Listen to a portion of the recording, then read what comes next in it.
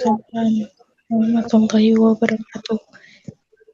Baik, di pagi hari ini di mata kuliah biologi molekuler kita sudah masuk ke pertemuan 14 ya. Kita akan membahas tentang regulasi translasi. Oke, sebagaimana yang kalian ketahui, sentra dogma biologi itu ada replikasi, transkripsi, dan translasi. Kita bahas kembali ke translasi. Ini saya ambil dari slide dari UGM waktu saya kuliah. Di sini akan dijelaskan mengenai kodon dan translasi dan proses pelipatan protein untuk menjadi protein yang aktif yang dapat digunakan oleh tubuh.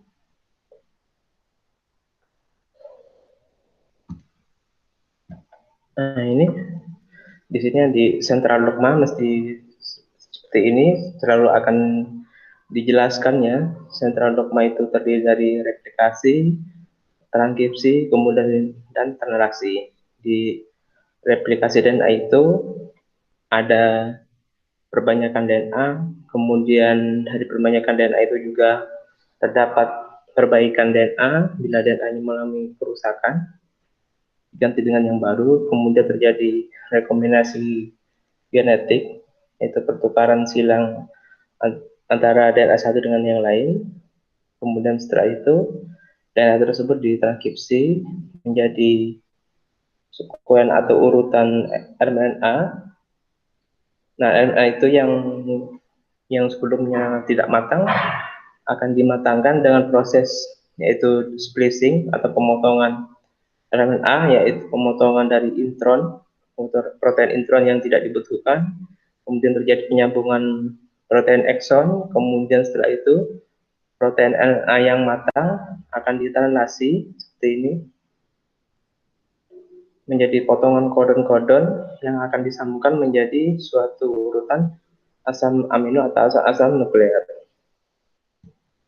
Nah, ini aliran informasi genetik dari gen ke protein. Perbedaannya dari organisme eukariot dan prokariot. Dan tentunya organisme eukariot itu memerlukan banyak proses dan waktunya untuk melakukan sentral dogma. Di sini dijelaskan di organisme eukariot itu terjadinya sentral dogma itu ada di sitoplasma dan juga di nukleus. Nah, di nukleus ini itu terjadi replikasi DNA, dan setelah terjadi replikasi DNA ini adalah protein intron dan ekson, kemudian akan ditranskripsi seperti ini, akan menjadi transkrip RNA yang utama. Setelah itu akan terjadi penambahan ini tudung 5 dan poli ekor ini dari AA, kemudian RNA-nya dipotong-potong, intronnya dihilangkan, menjadi potongan ekson itu yang disambungkan, kemudian akan dikeluarkan dari nukleus ke sitoplasma. Nah, ini potongan kodonnya, kemudian akan ditranslasi menjadi protein. Sedangkan di organisme prokariot, ini prosesnya begitu singkat di sini. Dari transkripsi, kemudian setelah itu akan ke translasi. Karena di prokariot itu organelnya sangat sederhana, sehingga membutuhkan waktu yang singkat untuk melakukan secara dogma biologi.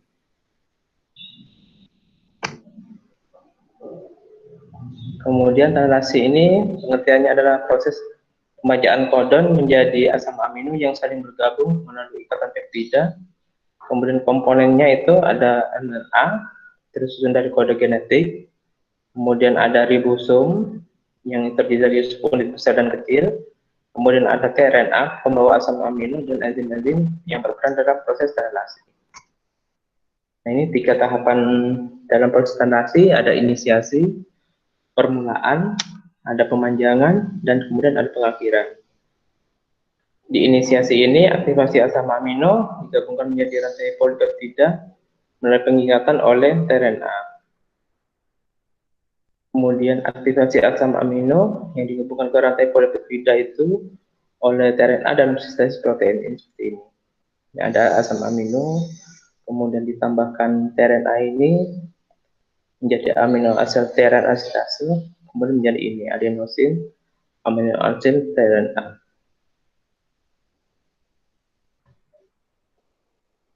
Kode genetik itu adalah 3 nukleotida atau yang disebut kodon, yaitu kode untuk asam amino pada protein. Nah, ini satu kode genetik. Kemudian di sini dijelaskan tidak semua kodon itu dimulai dari kodon awal atau metionin. Pada organisme yang berbeda, misalnya pada organisme prokariot itu akan berbeda itu dari kode genetiknya itu, misalnya SINAUG, entah itu nanti apa di situ. Nah, di sini ada hipotesis wobble gitu ya.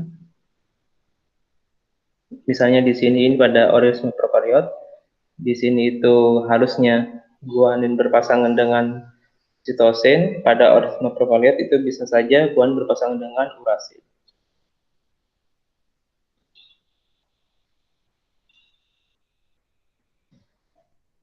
Ini keterkaitan antara DNA dan DNA untuk menjadi rantai polipeptida. Ini DNA-nya direplikasi berbanyak, kemudian ini pasangannya, kemudian disintesis seperti ini. Kemudian ini ada wilayah yang tidak tertranslasi, artinya dia itu ada sebelum ini terbentuknya kodon awal metionin. Kemudian ini kodonnya. Kemudian di sini setelah selesai proses transkripsi akan dimulai proses ini translasi menjadi suatu urutan protein. Ini proses translasinya seperti ini. Di sini ada ribosom, subunit kecil dan besar. Kemudian ada antikodonnya itu dari tRNA, kemudian ini adalah mRNA, kemudian bergabung seperti ini. Dan sampai ini proses pada codon stop UGA. Kemudian setelah adanya codon stop UGA ini akan terlepas ini faktor pelepas dari protein dan ribosomnya. Kemudian ini struktur tRNA-nya pada proses translasi di ribosom. Ada ini ya.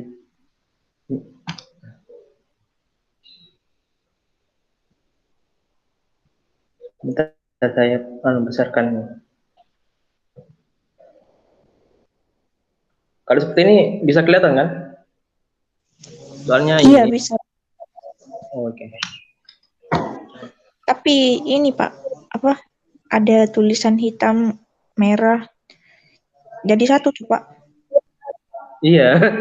Makanya itu kalau di apa ya? Di tampilan seperti ini tidak jadi satu kalau di F5 itu. Kalau dibaca apa? Seperti tadi itu tidak ditampilkan, akhirnya itu tercampur. Itu ada dua keterangan jadi satu. Saya coba dulu yang ini. Nanti kalian bisa pelajari. Iya. Di sini ada ribosom ya, ukuran 70S akan melekat ini pada subunit ribosom 30S. Kemudian di sini itu ada dua faktor inisiasi, yaitu IF1 dan IF3 yang terikat pada ribosom 70S. Ini akan menyebabkan inisiasi kompleks 70S ribosom apabila belum mengikat RNA menjadi subunit 30S dan 50S.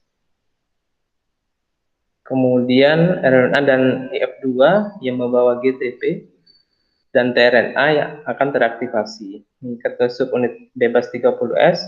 Setelah semuanya terikat, kompleks inisiasi 30S akan menjadi lengkap. Berarti di sini ada terjadi pengikatan itu dua subunit ribosom untuk membentuk ini suatu rangkaian polipeptida di sini. Kemudian di sini ada sequence Delgado. Kemudian ada ini kodon permulaannya yaitu AUG.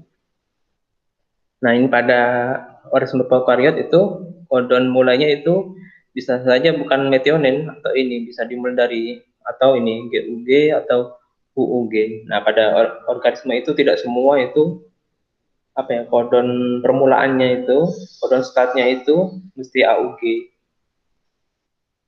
Jadi tidak begitu universal gitu. Tapi pada organisme eukariot itu umumnya itu dimulai dari kodon start AUG. Nah, di sini terjadi penyambungan itu, yaitu penyambungan rantai polipeptida seperti ini dan akan terus seperti ini. Nanti akan sampai kepada titik akhirnya di sini pada kodon stopnya. Oke. Oh, belum ya. Terus, nah ini hanya tRNA F metionin yang diterima untuk membentuk kompleks inisiasi pada prokaryotik. Seluruh tRNAs yang telah teraktivasi akan memerlukan gabungan subunit ribosom kecil dan besar menjadi kompleks ribosom lengkap 70S. Urutan Dalgano ini membantu ribosom dan RNA bergabung secara tepat untuk memulai proses translasi. Jadi di sini fungsi dari urutan Dalgano itu agar terjadinya proses translasi itu berlangsung dengan tepat itu. Kemudian di ribosom itu terdiri atas ini sisi A yaitu amino asid, kemudian P itu peptidil, dan sisi E itu adalah keluarnya.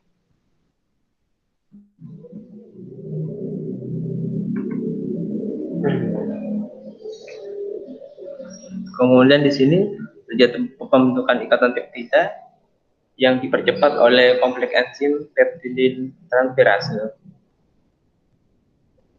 Kemudian peptida transferase itu terdiri beberapa protein ribosom dan ribosomal RNA yang bertindak sebagai ribosim. Dan ini proses ini akan diulang sampai terjadi sinyal terminasi pada kolon stopnya. Nah ini asam amino tRNA, kemudian ke sini. Kemudian di sini dijelaskan ada terjadi pengikatan asam amino tertentu pada yang dibawa oleh tRNA pada sisi A. Kemudian formasi terbentuk ini formasi ikatan peptida. Kemudian rantai transfernya itu dari peptida tRNA ke amino asid tRNA. Kemudian di tiga ini prosesnya itu translokasi peptida tRNA dari sisi A ke sisi B. Ribosom bergerak dari satu kodon ke kanan, arahnya ke kanan, dan sekarang tRNA yang tidak ini masih terikat pada kodon 5 bergerak dari sisi B ke sisi E atau sisi keluar. Dan di sini ribosom siap untuk memulai siklus lainnya. Kemudian siklus yang lengkap ini siap untuk memulai kembali untuk penambahan asam amino yang berhubungan dengan kodon 7.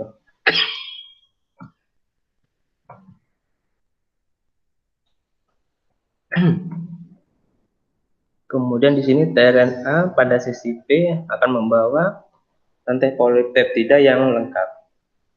Dan di sini setelah mencapai kodon stopnya itu di sisi A akan terjadi pelepasan ini release factor.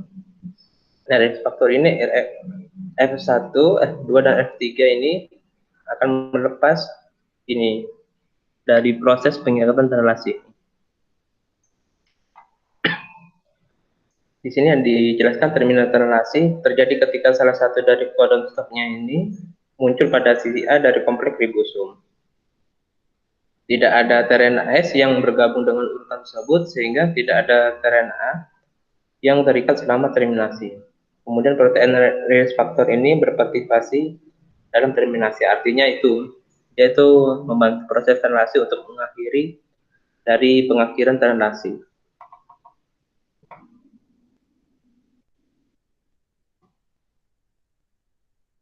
Nah, ini protein-protein yang berperan dalam terminasi ya. Kemudian pasca translasi itu terjadi pelipatan protein, ada folding pelipatan, kemudian modifikasi asam amino untuk sebagian protein, kemudian ada pemutusan sekuen protein atau penghancuran protein yang tidak diperlukan oleh enzim proteolitik. Kemudian ini pelipatan ini sebelum polipeptida yang baru ditranslasi menjadi aktif harus dilipat dulu itu hingga struktur 3 dimensi yang terbangun dan mungkin harus bergabung dengan subunit lainnya. Fungsinya itu supaya protein itu dapat menjadi protein yang fungsional yang dapat digunakan oleh tubuh. Kemudian ini suatu protein yang terlibat dalam proses pelipatan protein. Ada cisteran isomerase untuk prolin, fungsinya ini bisa dibaca ya. Kemudian ada enzim ikatan disulfid, kemudian ada caperonins. Nah ini proses dari pelipatan protein.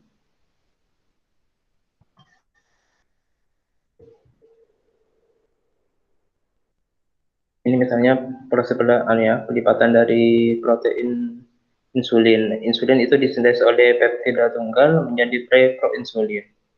Kemudian memiliki leader sequence yang membantu untuk ditransport melalui membran sel, kemudian protease spesifik memutus daerah leader sequence menjadi proinsulin. Proinsulin terlibat ke dalam struktur 3 dimensi yang spesifik dan membentuk ikatan disulfid. Protease yang lain memotong molekul menjadi insulin dan menjadi 2 rantai polipeptida. Kemudian ini chaperone ya, pada bakteri biasanya, organisme prokariot, fungsinya untuk mempertahankan protein baru yang telah disintesis agar tidak terjadi ketidaktepatan pelipatan atau agregasi atau penghancuran protein itu. Setelah disintesis, protein memerlukan untuk dilipat sesuai dengan kebutuhan untuk fungsinya. Pola pelipatan tersebut berdasarkan urutan asam amin dari protein. Chaperone ini adalah suatu polisubunit protein membentuk suatu cek atau kandang mirip bangunan yang memberikan lingkungan mikro bagi protein. Beberapa protein dapat melipat ke dalam struktur 3 dimensi oleh dirinya sendiri tanpa bantuan dari molekul lainnya. Kemudian beberapa protein memerlukan chaperone untuk terlibat, misalnya pada manusia. Beberapa protein memerlukan protein yang lebih besar, yaitu chaperonin, supaya dapat melipat dengan cepat. Ini contoh dari proses pelipatan protein. Kemudian penempatan protein, ada protein nasken yang mengandung urutan sinyal, fungsinya untuk menentukan tempat tujuannya. Pada bakteri itu, protein baru yang disintesis dapat tinggal di sitosol, kemudian dikirim ke membran plasma, membran luar, periplasmik, dan ekstraseluler. Pada eukariot, dapat menempatkan protein dalam lingkungan internal, misalnya pada organel lisosom, mitokondria, dan lainnya. Polipeptida nasken itu adanya di retikulum endoplasma dan di glikosiasi, dia tambahkan gugus karbohidrat, kemudian ke kompleks Golgi dan dimodifikasi dipilah untuk diberikan ke lisosom, kemudian vesicle secretory dan membran plasma.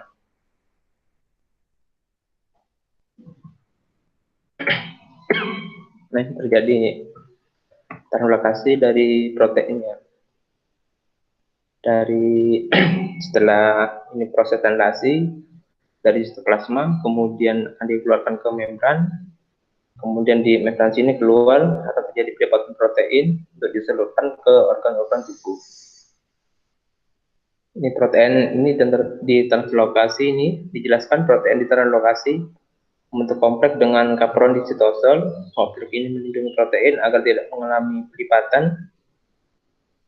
Kompleks ini mempertahankan protein dari pelipatan yang prematur yang akan melindungi dari gelembung sekretory ATPase yang membantu selama perjalanan translokasi. Setelah protein ditranslokasi, leader peptida diputus oleh protease yang terikat pada membran dan protein dapat dilipat ke dalam bentuk struktur 3 dimensi yang aktif.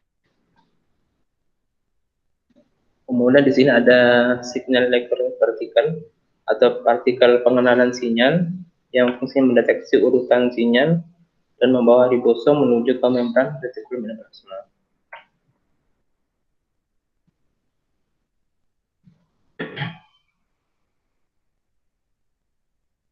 Kemudian di sini di yang tadi itu ya ada banyak protein mitokondrial yang disintesis di sitosol, kemudian diimpor ke mitokondria.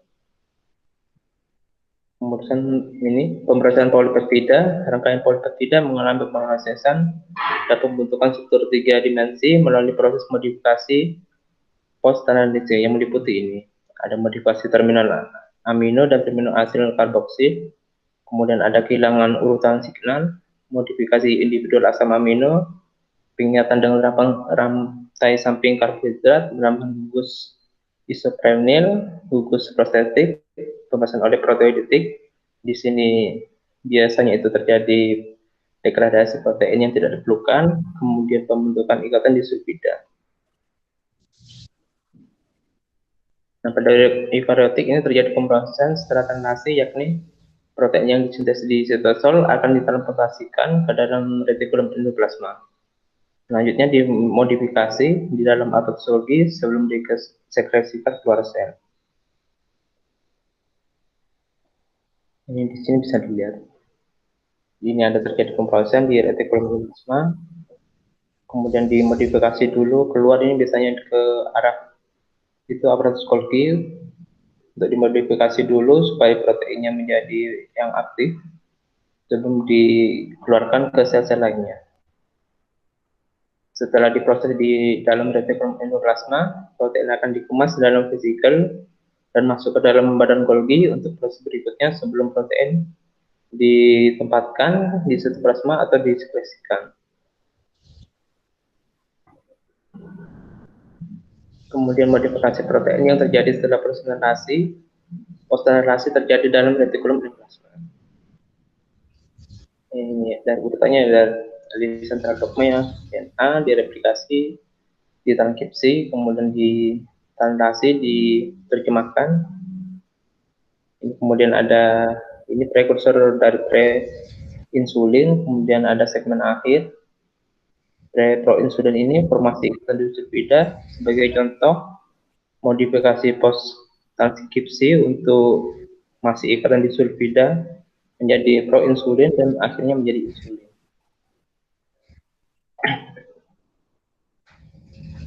Ya? Kenapa? Slide-nya tetap di Enggak jalan tak slide-nya? Walah. Enggak, Pak. Tadi tulis chat di ini, Pak, di Google Meet, tapi tidak dibaca Pak Ibnu sepertinya. Mana ya? Coba saya lihat chatnya. Coba. Udah ada? Tidak masuk pesan chatnya. Wah, sinyalnya ini. Tadi tetap di slide ke-13, Pak. Walah, ini baru masuk. Makanya kok diam-diam saja. Saya kira kita tidak bisa lihat selanjutnya, Pak. Oh iya. Bisa gitu ya. Biar nanti dah. Nanti kan ada rekamannya ini. Banyak soalnya ini. Gak apa-apa ya. Iya, Pak. 131. Oh iya, ini sudah, Pak. Ah, ini bisa ya.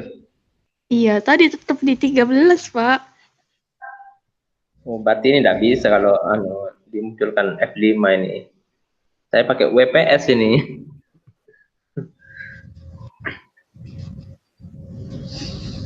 Nanti bisa dilihat dan nanti di ini rekamannya. Nanti saya kirim juga. Iya, Pak. Kecil soalnya kalau dibaca seperti ini. Saya kira bisa diperbesar gitu.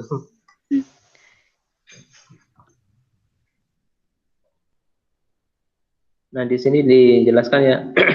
Ada sepasang membran retikulum endoplasma. Kemudian di situ ada ini, ada proses pelipatan protein. Kemudian di nomor 2 itu lihat pemberi isyarat untuk yang dibebaskan. Kemudian ada penyempurnaan polipeptida dan penguraian sekuen pemberi isyarat oleh peptidase.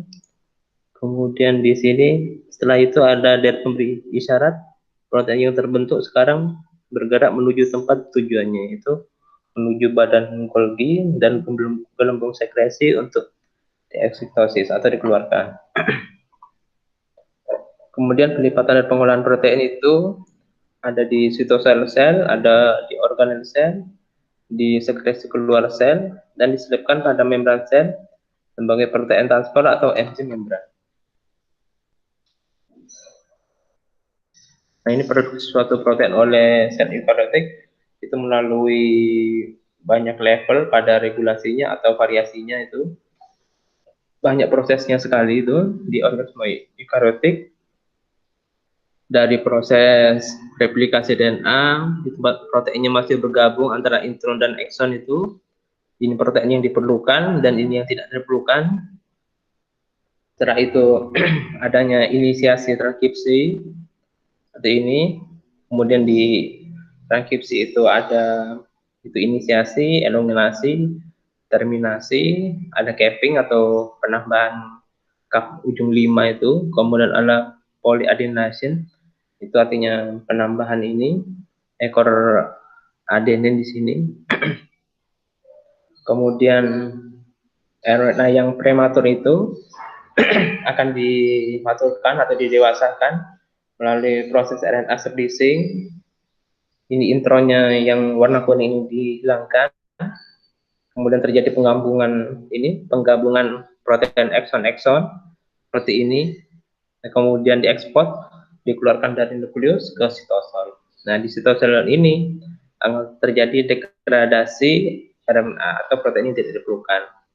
Kemudian di sini ada terjadi inisiasi untuk sintesis protein, kemudian ada perlengkapan sintesis protein, kemudian setelah itu akan didegradasi lagi protein yang diperlukan, baru akan disalurkan ke tubuh.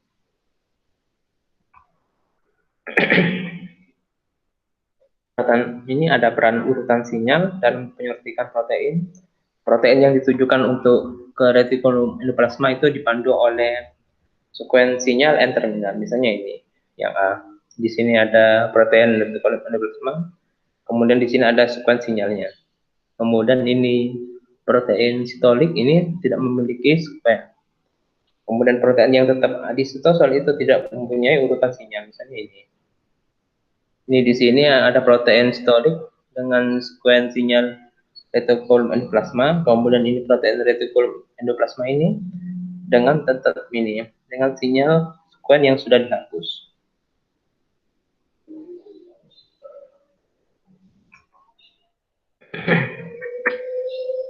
Di sini ada lalu lintas vesikular ini dari rapid nukleus, kemudian ini retikulum endoplasma, misalnya di sini terjadi modifikasi protein. Setelah terjadi modifikasi protein dari retikulum endoplasma akan disalurkan ke aparatus Golgi untuk dimodifikasi kembali. Kemudian di transport ini melalui vesikel transport ke luar membran plasma untuk digunakan oleh tubuh, atau ini akan disalurkan ke sini melalui endosom akhir, kemudian ke lisosom.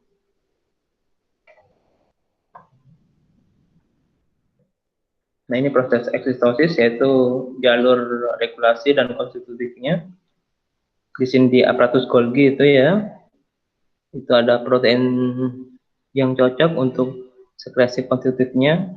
Kemudian ini ada jaringan trans-Golgi. Kemudian protein ini akan dikeluarkan ke sini. Ini penggabungan membran yang tidak teririgasi akan dihancurkan seperti ini, atau protein yang diperlukan akan disalurkan.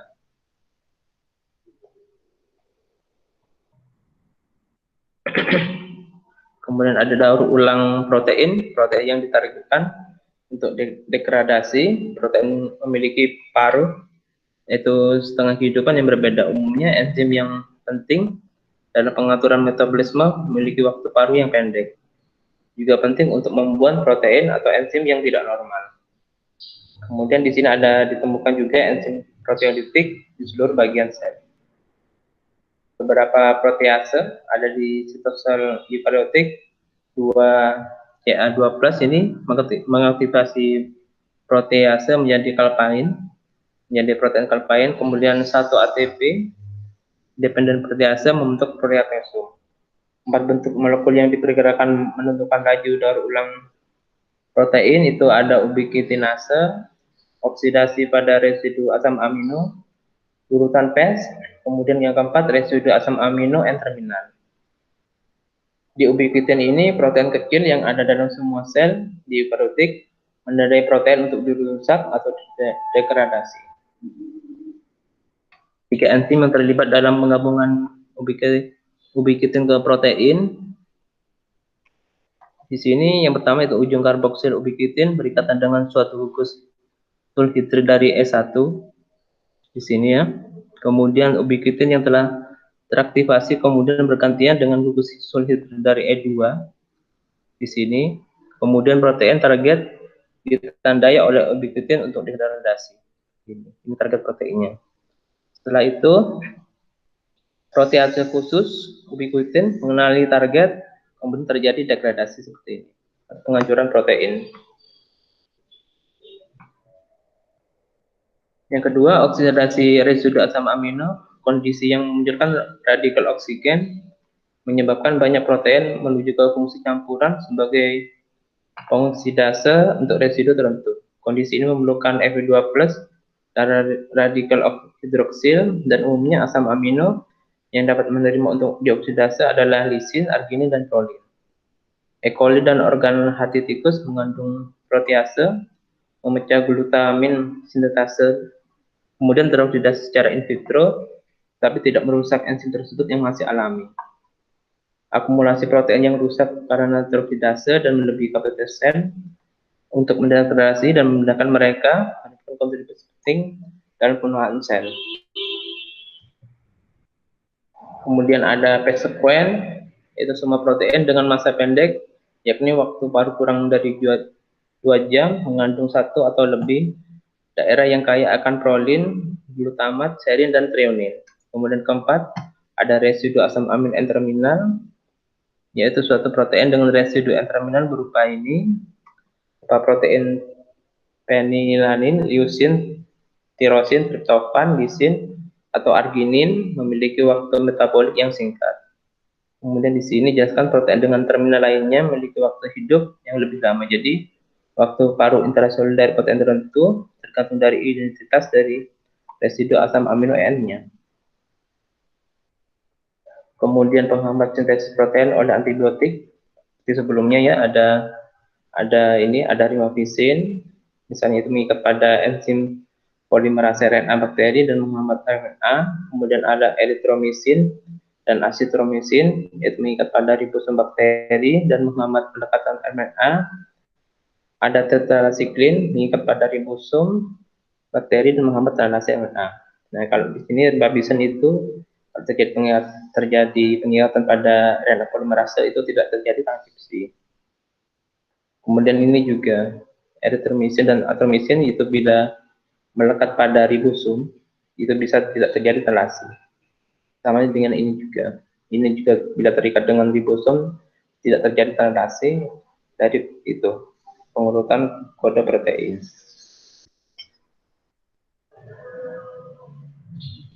Nah, ini di sini penghambatan sintesis protein oleh antibiotik. Misalnya ini pertumbuhan polipeptida. Misalnya di sini ada ini penghambat proteinnya, misalnya chloramfeninol itu mengikat pada bagian 50S di sini, misalnya pada ribosom dan menghambat ini formasi ikatan peptidanya. Jadi tidak akan terjadi pengikatan ini, tidak akan terjadi pertumbuhan polipeptida. Kemudian eritromisin ini mengikat pada bagian 50 di sini, mencegah translokasi atau translokasi atau pengeksporan pergerakan dari ribosom selama RNA. Jadi tidak akan terikat di sini. Kemudian tetrasiklin ini interfere dengan pengikatan RNA ke RNA untuk ribosom kompleksnya. Jadi ini mencegah terjadinya pengikatan ribosom seperti ini. Kemudian ada streptomisin, yaitu mengubah bentuk bagian 30S itu menyebabkan kode pada RNA itu menjadi berbaca dengan tidak tepat, sehingga terjadi proses stenlasi.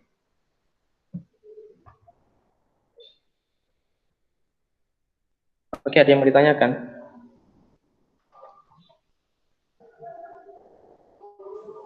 Saya, Pak. Iya.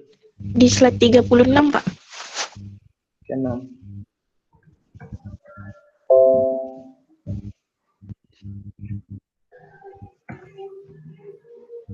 Iya, kenapa?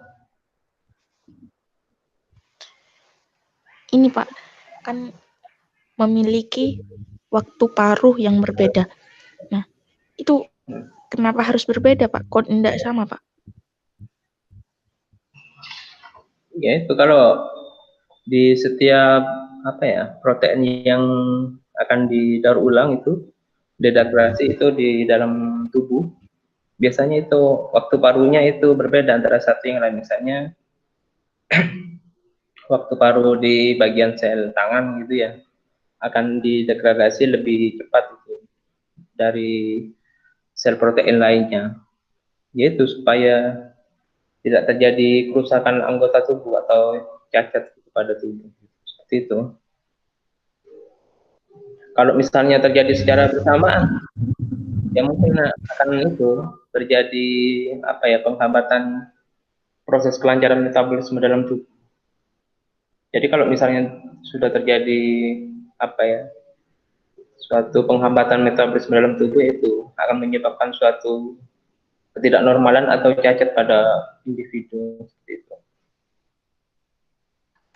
Cacatnya itu biasanya cacat seperti apa, Pak? Maksudnya cacatnya itu cacat yang gimana, Pak? Misalnya proteinnya itu protein pembentuk suatu supaya organisme itu tumbuh dengan normal, akhirnya dia tidak tumbuh dengan normal. Yaitu seperti itu. Misalnya dari suatu pertumbuhan yang harusnya dia tumbuh dengan pertumbuhannya yang tinggi, akhirnya dia menjadi kerdil. Atau akan seperti misalnya sebalikannya lagi, misalnya seharusnya dia tumbuh dengan tinggi tubuhnya sekian, akhirnya dia menjadi lebih tinggi lagi gitu. Jadi itu waktu enzim-enzim yang tidak diperlukan atau protein yang diperlukan dalam tubuh itu akan didaur ulang oleh tubuh itu melalui proses degradasi protein, dan itu waktunya itu tidak terjadi secara bersamaan.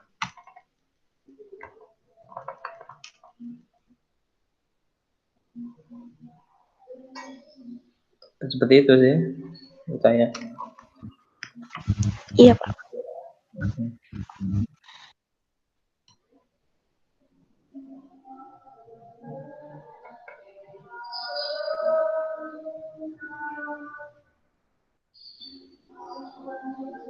Ada yang lagi mau ditanyakan?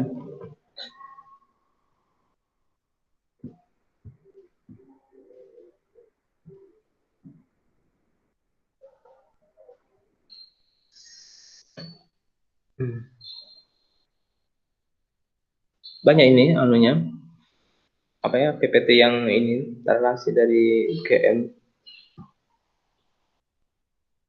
Nanti saya ngambil soal dari PPT yang mudah-mudah aja, Pak. Untuk untuk ujiannya. Untuk makalahnya sudah dikerjakan ya? Punya saya dalam proses, Pak. Ini Nurul. Oh, proses juga, iya. Ya kan sistematika makalahnya sudah tahu kan ya seperti apa. Dulu kayaknya sudah diajari juga waktu SMA itu.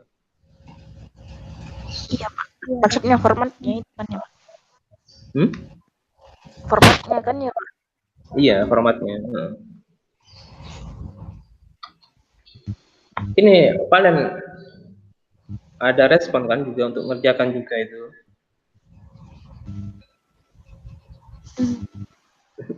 Saya lihat jarang hadir dia itu. Kalau ada tahu kira-kira ya kenapa mungkin juga mengalami kendala biaya atau gimana seperti Nurul gitu. Saya lihat ya itu, saya WA nggak dibalas gitu. Mungkin sakit atau gimana gitu.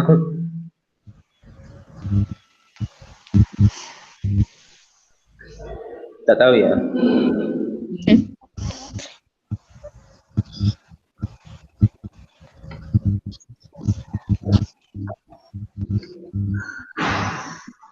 Pak Ibnu besok ada di kampus, Pak. Bisa saya di kampus. Soalnya saya ngajar besok jam 11 gitu. Kalian standby. Waalaikumsalam. Ngajar?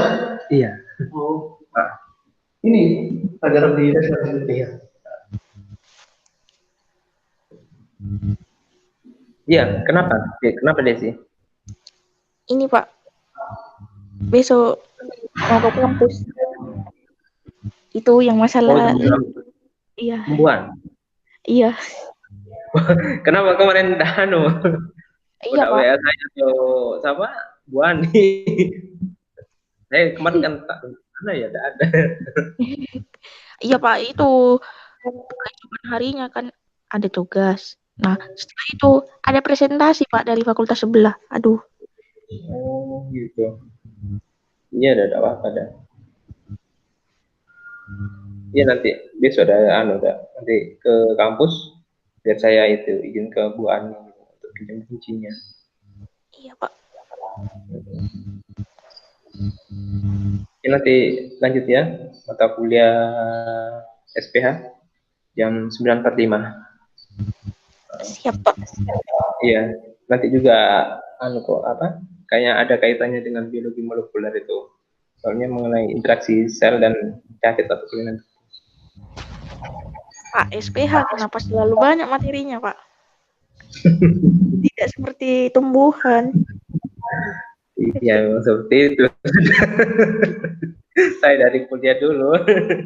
Yang seperti itu memang banyak itu.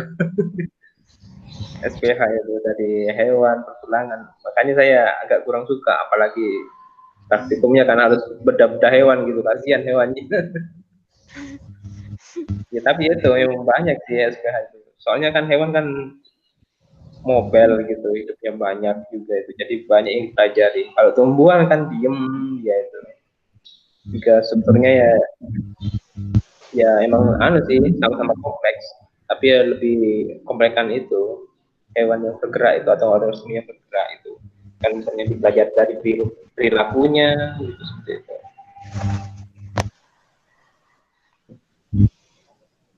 Ya tidak apa-apa, nanti belajar aja, nanti saya kasih kisi-kisinya seperti mana yang akan saya ambil gitu biar terlalu banyak.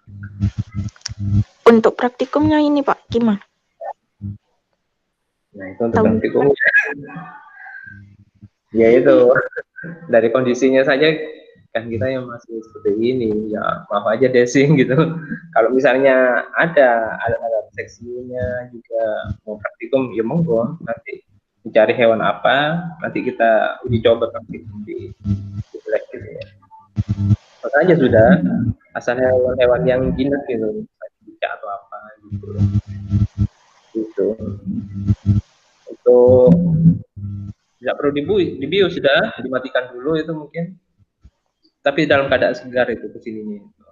Misalnya bawanya itu mungkin entah itu dikasih plastik atau dikasih es gitu, terus di sini kan masih segar gitu, tidak tahu. Atau itu sudah itu ikan. Kan enak itu. Selesai praktikum langsung digoreng. Iya. Gak perlu cari yang susah.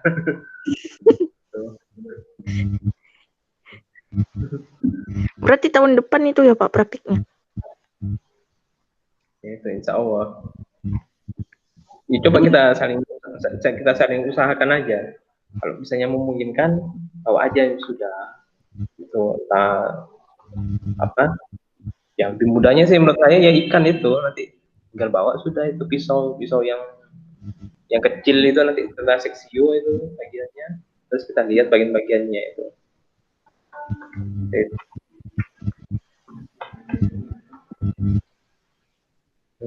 Ini liburnya kira-kira kapan Pak?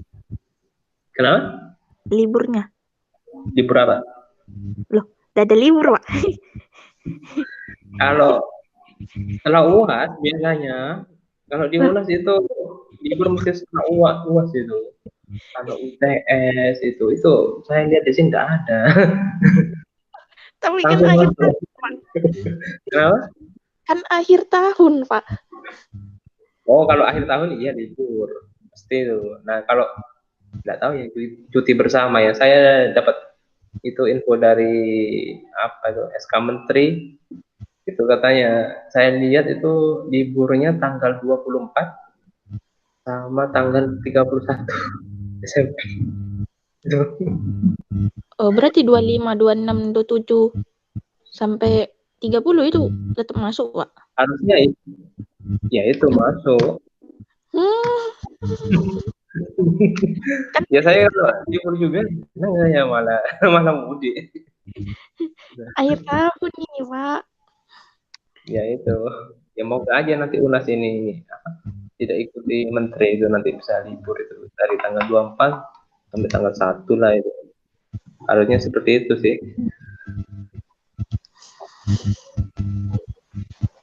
Ini apa di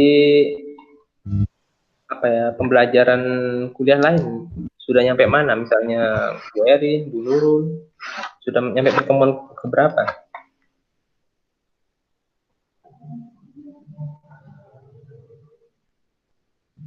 Iya, halo, halo, Desi, Nurul, Loh, kok macet?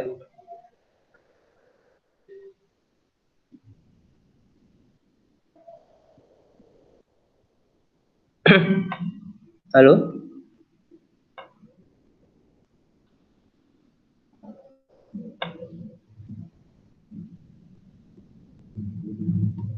Tuh, kok macet ya?